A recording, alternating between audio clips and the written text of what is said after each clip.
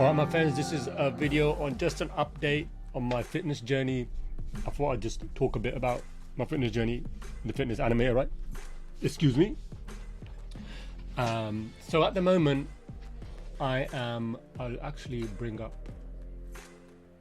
my training plan. So if you look here, so the last week I was 88, last 4 weeks I put on a kilo, then I went down a bit, now I'm back on 89, so I'm in the 80s. I'm maintaining my weight, so I'm maintaining around 88, 89, and I've kind of got that locked down. I know how to do that, you know, calories, protein, that kind of stuff, and I'm just slowly trying to build really, and that's where I'm at the moment in terms of my nutrition. If you check out my nutrition here, I'm on the fiber diet here.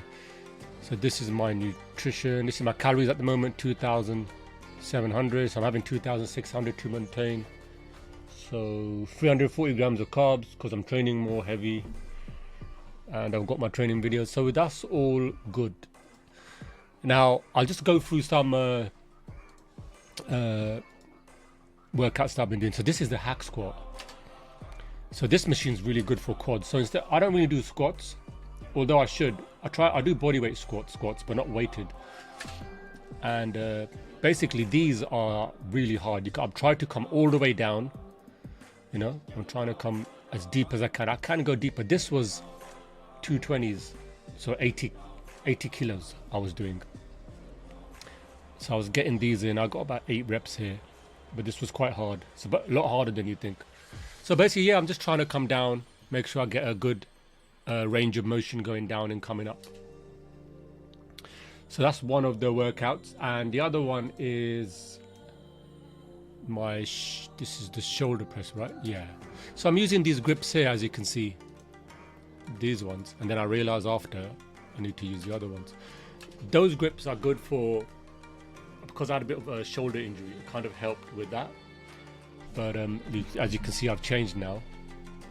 And basically with these ones, you don't have to go all the way down. You want to keep the tension on the shoulders. So even like if you look at me here, yeah, so even stopping, so if you look here, I stop right here, right? So this is 90 degrees, so that's fine. You don't have to go all the way down because you want to keep that tension. When you come all the way down, you realize some of the tension goes. When you keep it up here, you always got that tension. You're just trying to feel that burn in your deltoids.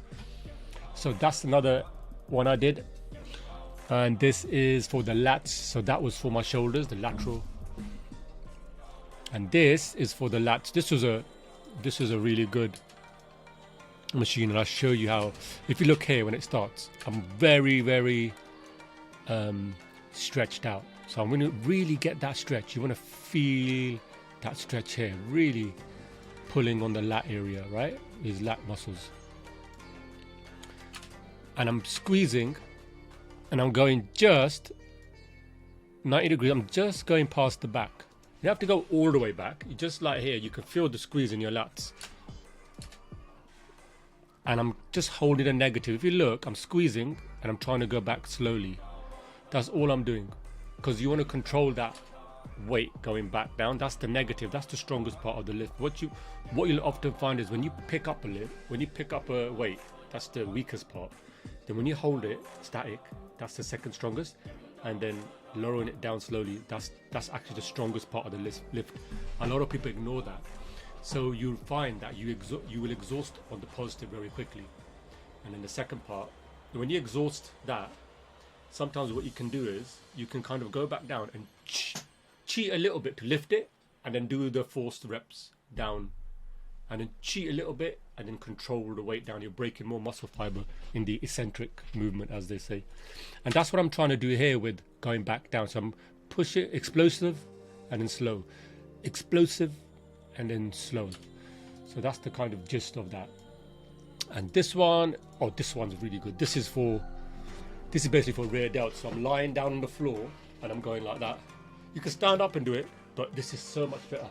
And what I'm doing when I cross over, I'm not just crossing over like this. I'm really trying to get a stretch, yeah, in the rear delts. The rear delts are basically, I'll show you.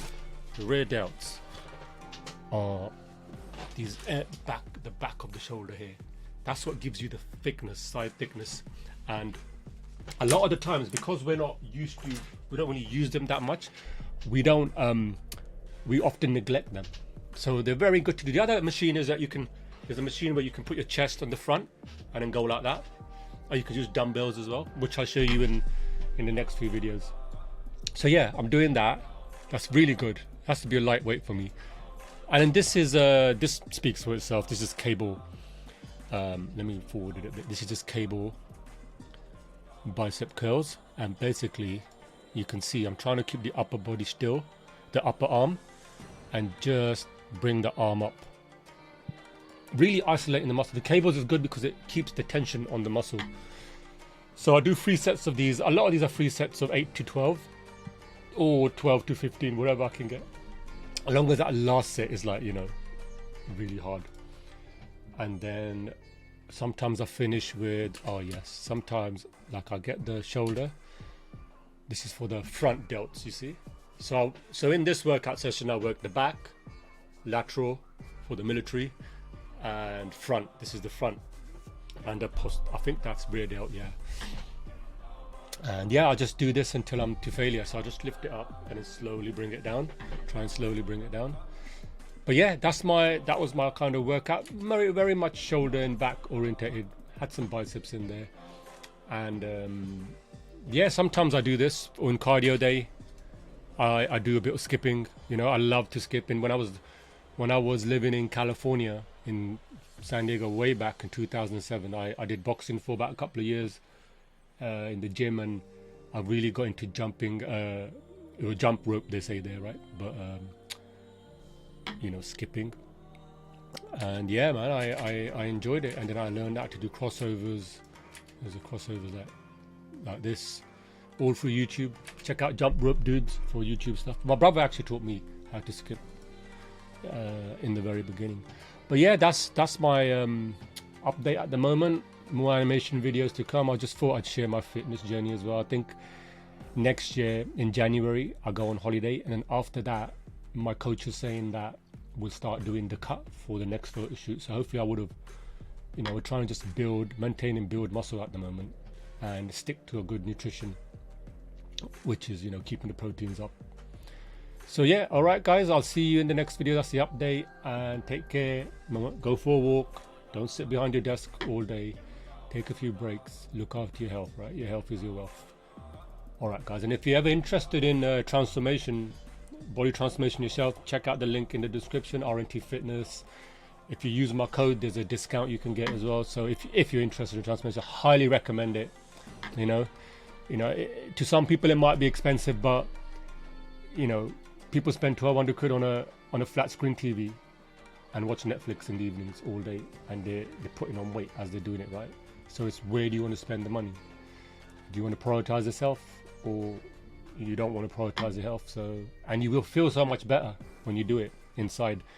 You know, from a 40-inch waist to a 29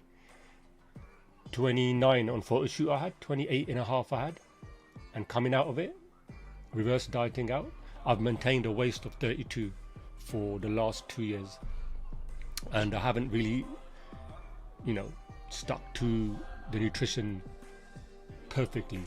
But when I didn't, I knew my calories and what to eat. So, you know, the RNT Fitness, it teaches you how to enjoy your foods while still maintaining the weight, basically.